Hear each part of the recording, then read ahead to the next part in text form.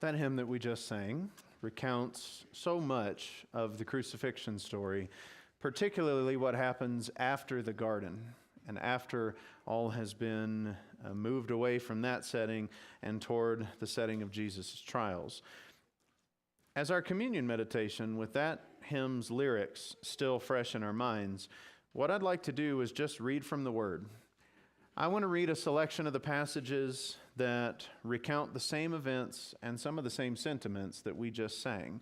And I'm not going to tell you necessarily where they are, but I'm just going to read straight from one section of one of the four Gospels into another, string it all together, and I hope that you can hear, as I do, how it follows the events and reminds us so much of why this communion that we do to remember Christ every week is so important. So, listen to the words from the Scriptures. When Jesus had spoken these words in the upper room, he went out with his disciples across the brook Kidron, where there was a garden, which he and his disciples entered. Now Judas, who betrayed him, also knew the place, for Jesus often met there with his disciples. So Judas, having procured a band of soldiers and some officers from the chief priests and the Pharisees, went there with lanterns and torches and weapons.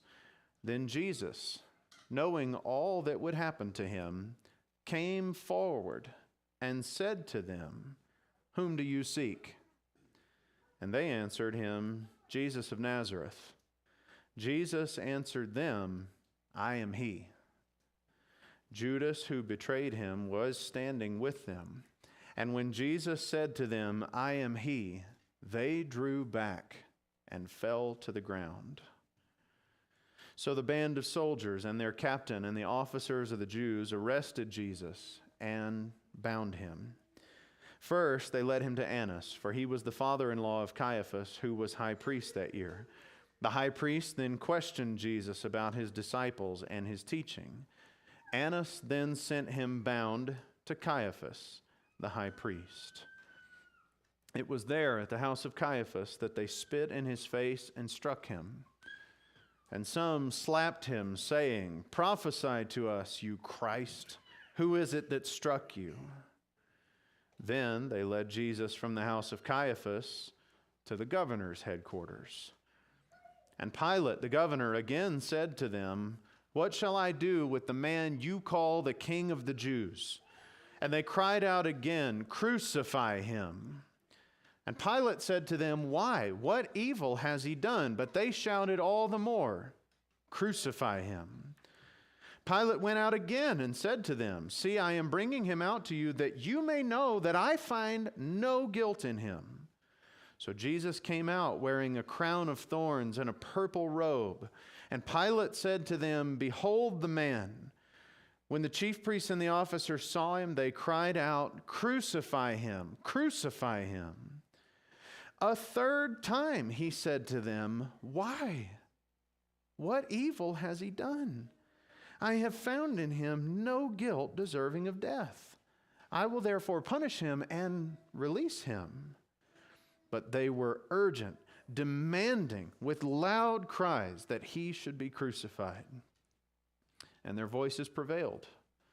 So Pilate decided that their demand should be granted. And Herod with his soldiers treated him with contempt and mocked him. Then the soldiers of the governor took Jesus into the governor's headquarters, and they gathered the whole battalion before him. And they stripped him and put a scarlet robe on him, and twisting together a crown of thorns, they put it on his head and put a reed in his right hand.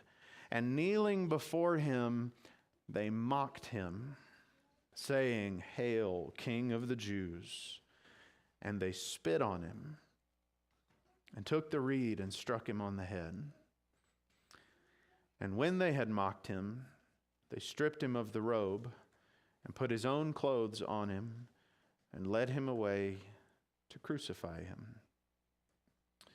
So they took Jesus, and he went out, bearing his own cross, to the place called the Place of a Skull, which in Aramaic is called Golgotha.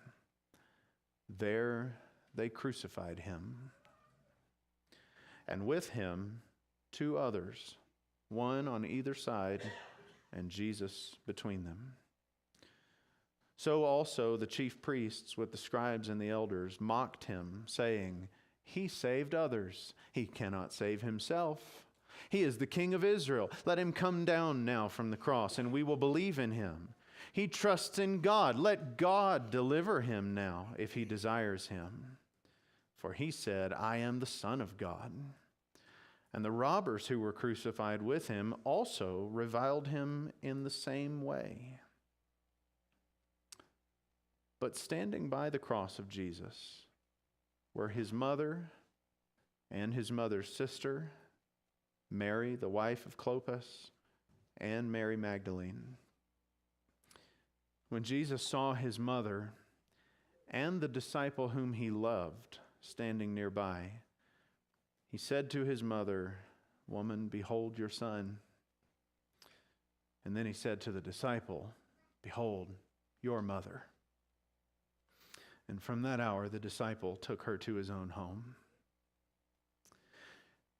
After this, knowing that all was now finished, Jesus said, in order to fulfill Scripture, 'I thirst.' A jar full of sour wine stood there, so they put a sponge full of the sour wine on a hyssop branch and held it to his mouth. When Jesus received the sour wine, he said, 'It is finished.'"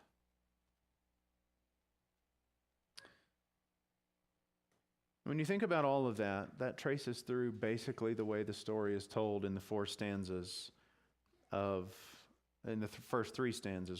the hymn we just sang. But then you get to the fourth stanza, which is a summary looking back over all of it.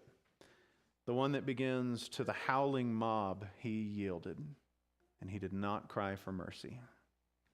Listen to these words from the Gospels as a reflection of that. "The high priest stood up and said, 'Have you no answer to make? What is it that these men testify against you?'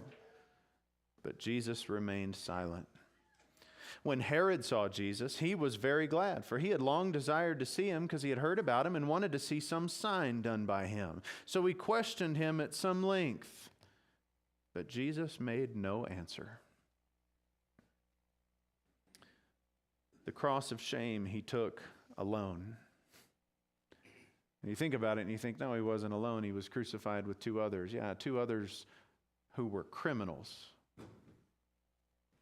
Two others who were criminals were led away to be put to death with him.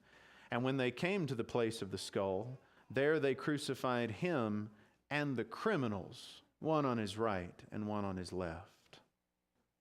He's not with them. They're not with him. He is alone. And ultimately, the hymn tells us he gave himself to die, so that when Jesus had received the sour wine, he said, 'It is finished.'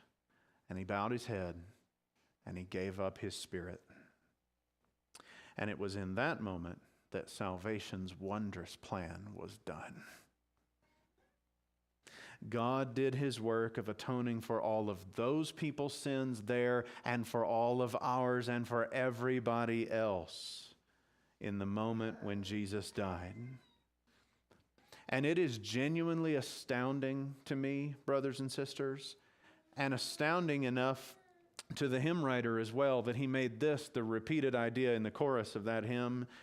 It is astounding that Jesus could have stopped the whole thing and chose not to.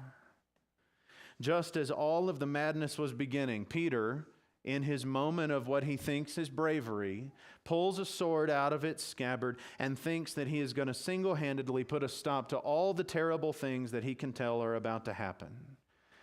And these are Jesus' words to him.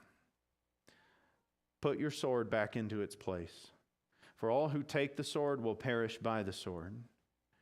Do you not think that I can appeal to my Father and he will at once send me more than 12 legions of angels?"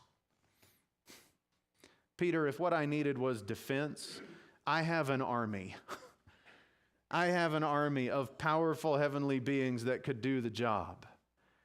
But I don't need them. And I certainly don't need you and that sword, because this is what's supposed to happen.